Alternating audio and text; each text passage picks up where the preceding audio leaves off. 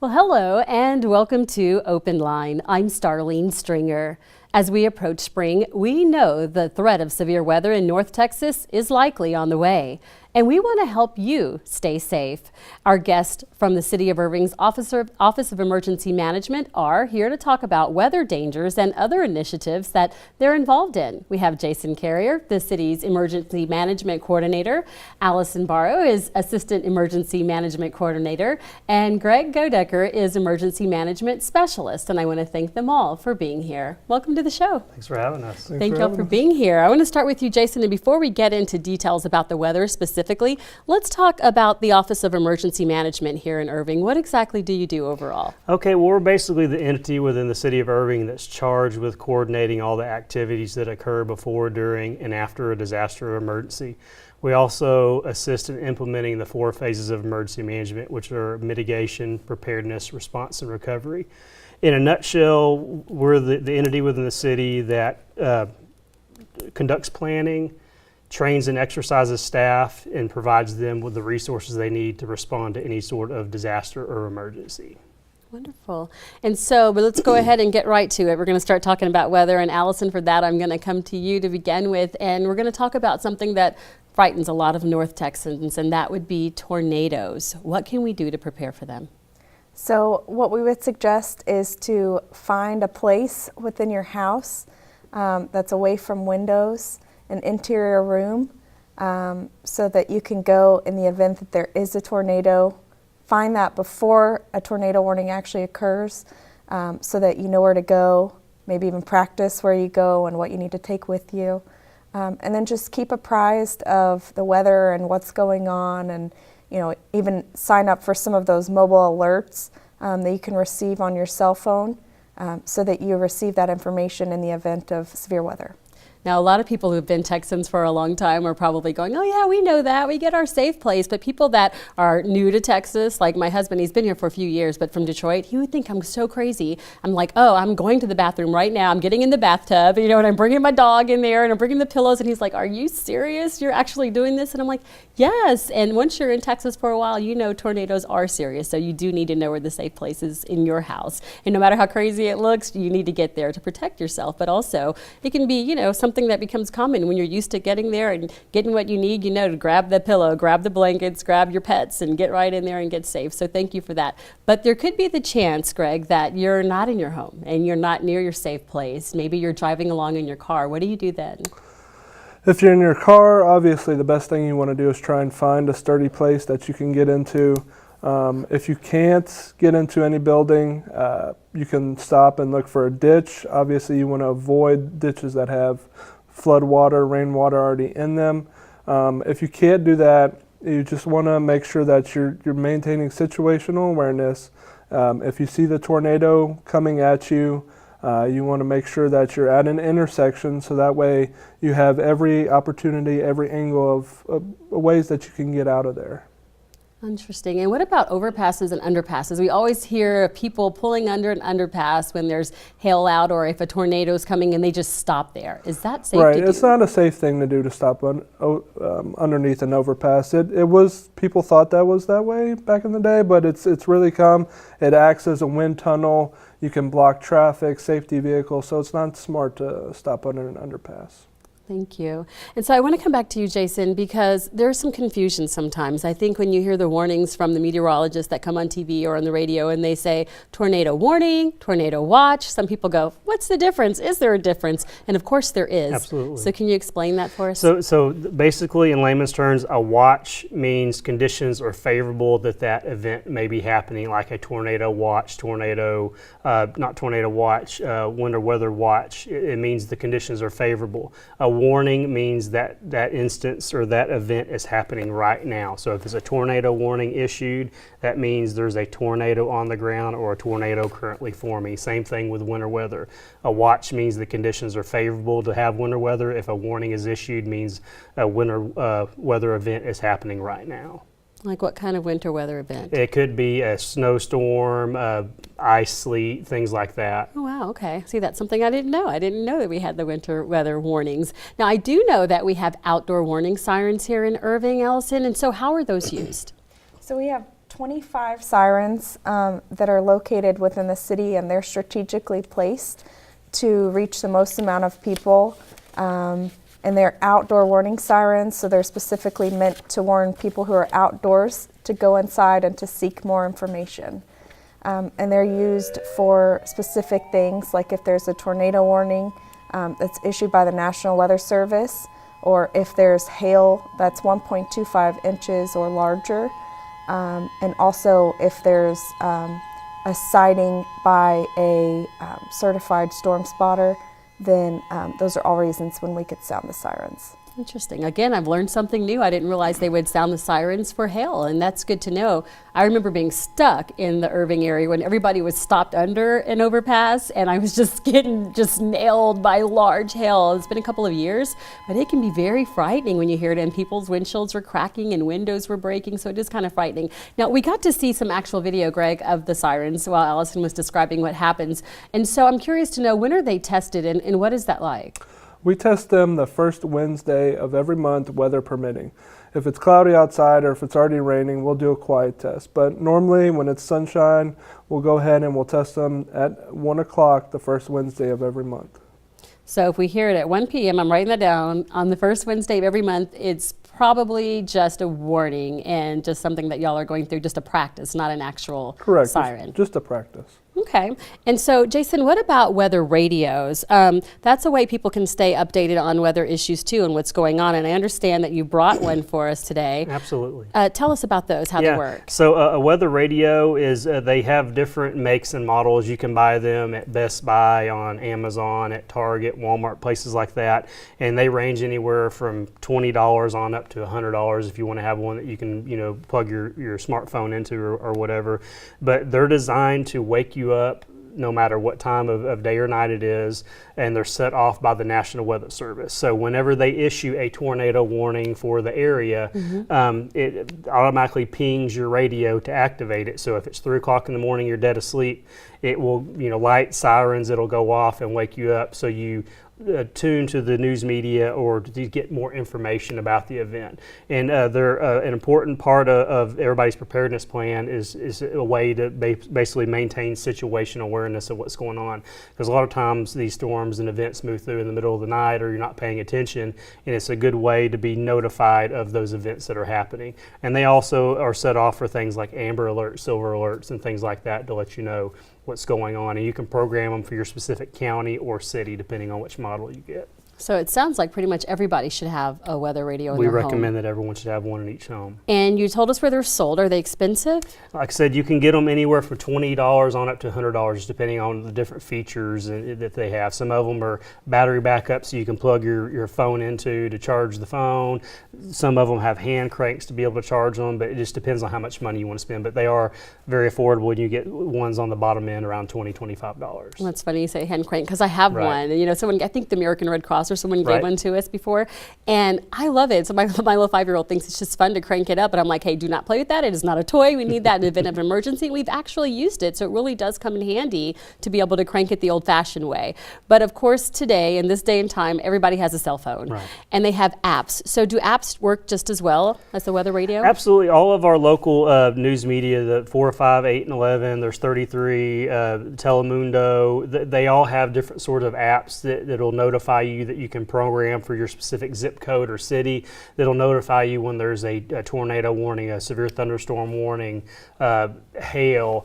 So those are all good apps to have. We recommend everybody have. That's just another way to get information during severe weather. So we highly recommend that, as well as there's different tools you can use, such as subscribe to the National Weather Service Fort Worth office Twitter feed, Facebook. They send out alerts and things like that as well. Okay. And so you guys, I want to move away from tornadoes for a minute, because they are a threat here in North Texas, but there's other things that threaten us too, especially with the spring storm season coming. So Allison, I want to turn to you and talk about floods and things that we have to face as a driver. Tell us about the heavy rains that may come and how it affects drivers and what we should do if we're out there and it starts to flood. So I think the biggest thing is just to stay apprised of what's going on with the weather, checking the forecast for the day to see what's going on or what might occur, as well as just trying to,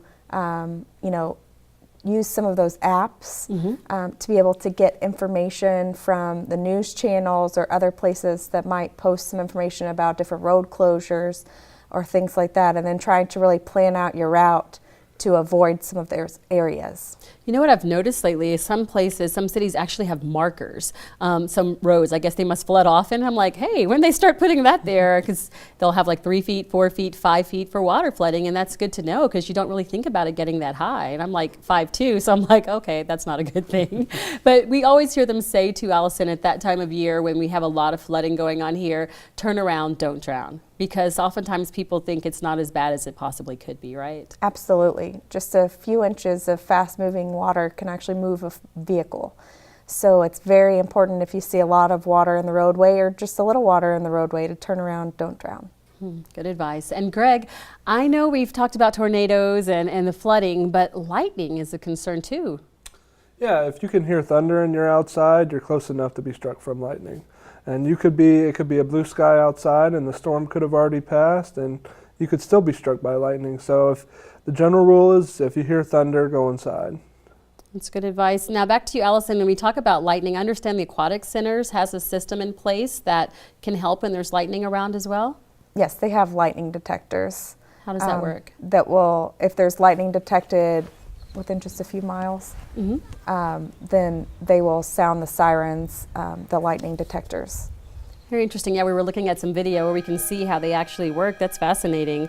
And Jason, something else that can happen with bad weather is power outages. That causes a problem all the time. What should we do now to prepare for that possibility? Well, we recommend that all residents, businesses have their personal preparedness kit. So part of that, you should have, your food, water, blankets, clothing, any type of toiletries, prescriptions, but also you should have an alternate means of power and light. So a couple of flashlights with backup batteries, some candles in extreme emergencies where there may be prolonged outages where you can have some light. And we also recommend that individuals that can't afford it, you have the ability to get a backup generator for your house. So that way, when there is a power outage, you're always on the grid. You always have power to charge all of your devices, run your refrigerator, things like that. So there's different things you can do before a disaster happens to kind of lessen the effects or how you're going to be put out during the event when there's an outage. So we need to be prepared. Absolutely. For anything. Allison, I know the city has a program called iAlert, a system called iAlert. How is that used? It's a reverse notification system that's used for very large emergencies or disasters. And people who have home phone numbers, they're actually already listed on the system. But people who have cell phones that would like to receive notifications from the system, they would have to go in and put their information into the system. And it would be used for things like missing people, like there's been missing people that have gone missing in the past, few hours. They knew they were located in a specific area. They could send out an alert to the specific area where they were located, and they were found 100% of the time. Wow. We also use it for things like if there's a very large ice or flooding, so really large events that the system could be used. We don't use this system for severe weather just because it takes so long for the information to get pushed out and there's a lot of phone numbers on the system. And severe weather occurs so quickly that it's too long for us to get the information out. So hopefully everyone will get signed up if they're not already.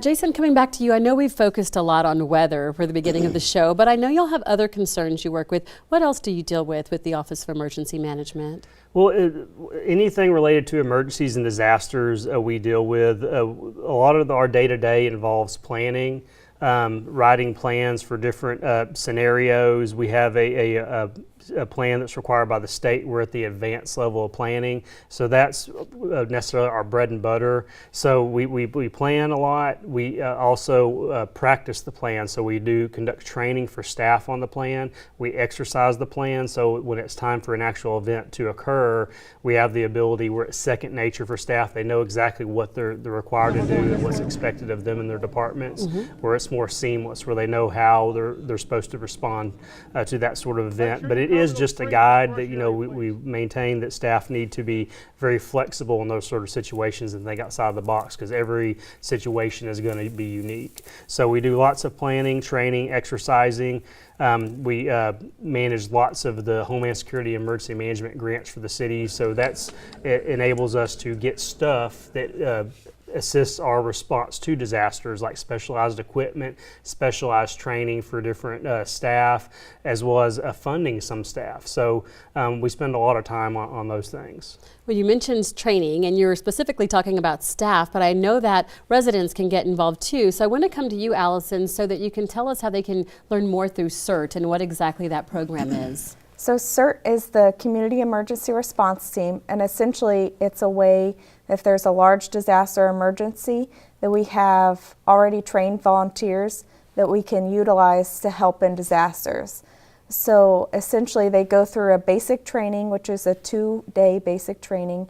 It's usually 2 consecutive Saturdays that they go through and learn different things that they may have to utilize in the event of a large disaster emergency. So we talk about disaster preparedness. We go through like a light search and rescue. We also have like a fire safety. We have disaster medical operations, disaster psychology, and even a disaster exercise at the end of the training. Wow. So they go through quite a lot of training for that program. Once they take the basic training, they can actually, they're actually part of our CERT team. And then we have quarterly trainings that they can attend after that, and exercises. Interesting. We got to see a little video while you were describing it there. It looks fascinating. So how successful has it been? Do a lot of people participate? We've had over 200 people that have gone through the program since the inception of it. Unfortunately, we're just kind of limited on the amount of backpacks, so that kind of limits our class sizes. But we try to train as many people as we can every year. Wonderful. And Greg, I know some city members recently traveled to Maryland for training. What was that about? We sent about 65 staff members as part of our emergency operations staff. Whenever we have to staff it, we have a specialized group within the city they know how to handle these types of emergency disaster situations. So we went up there to train as a group. We went through daily exercises, and basically what it was meant to do was to stress us out as a city, to put us through those stressful events before we get to the real scenario. Because if we're stressed out in an exercise, we're less likely to be stressed out during the real event because we'll have already gone through it. I see. And Allison, how important is it to have all parts of the city involved in that training? Oh, it's absolutely important because, everyone is a subject matter expert in their own department that we have involved in the Emergency Operations Center. So we want to make sure that we have the right people in the room when a disaster happens to be able to make the response as seamless as possible. And Jason, what was your take on that training in Maryland? Would you say it was quite a success? It was a big success, very valuable to staff, and but for some people it's probably going to be a once-in-a-lifetime opportunity because so few cities are selected.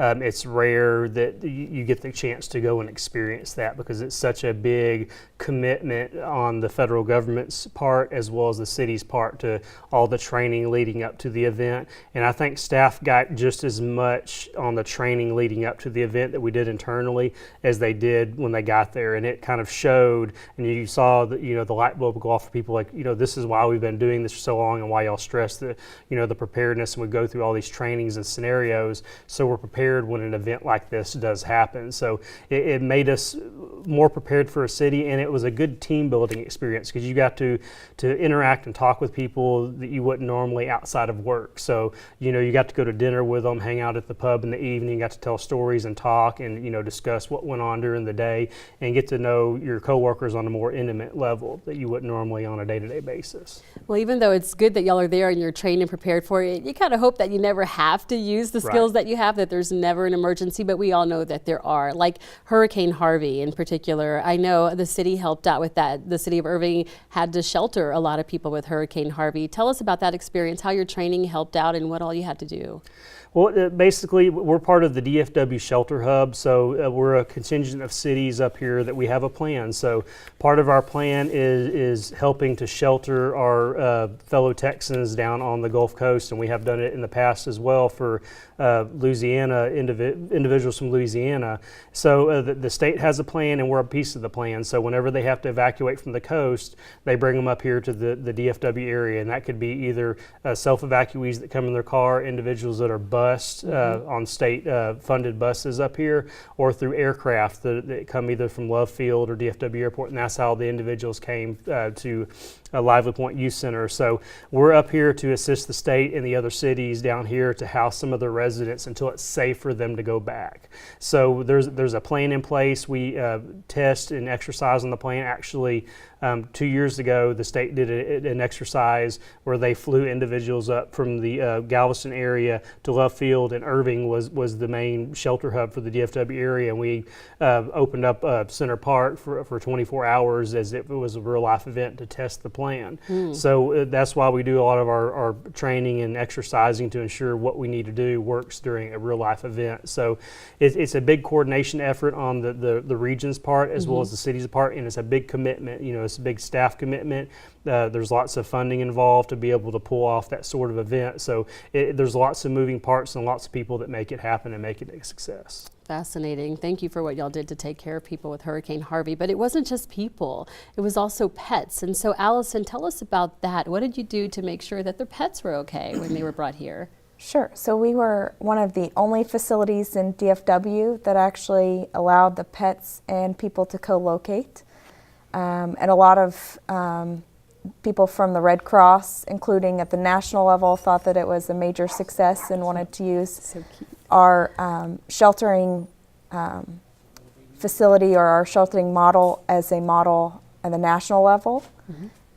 So we were able to house pets in one of the rooms that was located at Lively. And essentially the evacuees could come and sign in.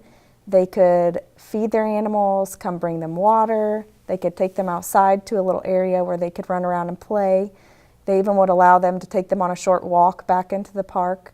So it really gave them a sense of normalcy and somewhat of a trying time for them. So wonderful. It was definitely a good event. It sounds like it. And Allison and Jason both mentioned some of the locations and some of the organizations that help out. But Greg, can you elaborate a little bit and tell us about how some of the partnerships worked? Who helped to make this all possible? You know, I think our Parks and Rec department did a great job at helping. They were the real heroes of the day. They did so much work in setting up the shelter and running the day-to-day operations of it. You had Animal Services helping out with the pet sheltering part. You know, you had our financial department helping out track all the finances and costs for us. You know, we did some, but those guys, those were the real heroes of the show. Wonderful, and I'm sure they appreciate you saying that, but they probably would say the same thing about y'all as well. Jason, speaking of that, what kind of positive feedback did you hear from those partners? What did they tell you that participated with helping with Hurricane Harvey? Well, lots of the individuals found it very rewarding. You know, the police and fire department, they deal with those sort of situations on a daily basis. So it was more of a normal event for them. But, you know, the individuals in various departments that don't normally respond in that sort of capacity seem to get a lot out of it, as well as a bunch of the individuals and groups in our community that came together. Salvation Army, Red Cross, Irving Circle of Prayer, Irving Cares, all of our faith-based community that helped donate different items that the evacuees needed. You know, the community came together as one during a trying time for fellow Texans, and it makes you proud to you know, work in a city where the community comes together like that. So everybody, you know, didn't need to respond, didn't need to do what they did, but they did it out of the kindness of their heart because it was the right thing to do. Sure, and whether it's a hurricane, flooding, or a tornado, Allison, I'm curious to know what your team does to educate the community to be prepared for times like these. Sure. So we would suggest having a go kit with food and water, clothing, all the things you might need to be able to be on your own for up to 3 days. We also suggest having a plan where, you know, where you're going to meet up if there's a big fire, you need to evacuate, and, you know, your kids are on one side of the house and you're on the other, and you're leaving, you know, and you need to have one central location outside of the house to co-locate or to find each other. And then just, knowing what types of things like CERT that you can use as, other avenues to gain some additional knowledge as far as disaster preparedness goes. Wonderful. And we've talked a lot about weather preparedness, being prepared. But Greg, after the storms pass, your team still goes in with the response after to make sure everyone's okay. Tell me what you do once the storms are gone, once the hurricane's gone. What do you do to help out? Well, there's a lot of things that we do, and we work with the other departments as well to make sure that our streets are open and clear, to make sure that we don't have any roadways flooded that we need to barricade off or icy conditions. Mainly we're out there checking for damages, making sure that people have what they need in the community if we have to open up shelters or whatnot, if we have a large area that's been damaged. So there's a lot of different things that we do. And I think one of the biggest things is we try to bring in, if the state needs to help us or the federal government to help, reimburse funds for people that might have damages to their homes over time. So we want to make sure that we collect all the information that's out there, make sure that, we're sending it off to the right people. And when you were talking, it just reminded me a bit, Greg, about, I think it was last storm season, maybe the one before, but there was a really bad tragedy here in North Texas where the child touched power lines that were down. And so y'all are the ones that go through and make sure the streets are safe following the storms and kind of help out with that.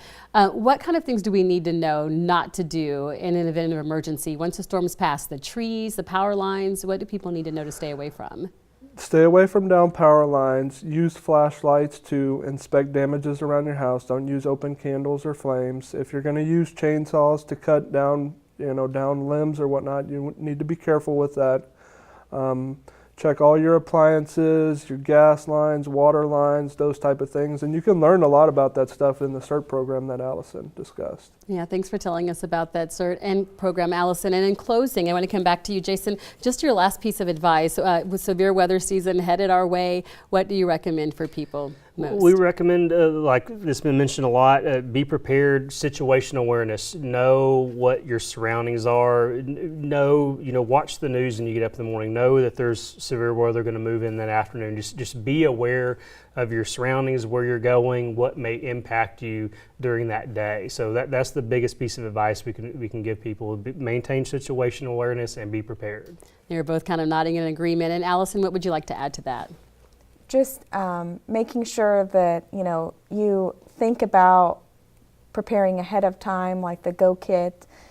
Thinking about where you're going to go for your safe place in your house before something happens, and also creating a plan all before something happens. Wonderful. Well, we will be prepared, but we are also comforted in knowing that y'all are there to help us before, during, and after the storms. Thank you so much for being here today. Thanks for having us. You betcha. And thank you for watching. I'm Starlene Stringer. Please be sure to watch ICTN for our next edition of Open Line, and we'll see you then.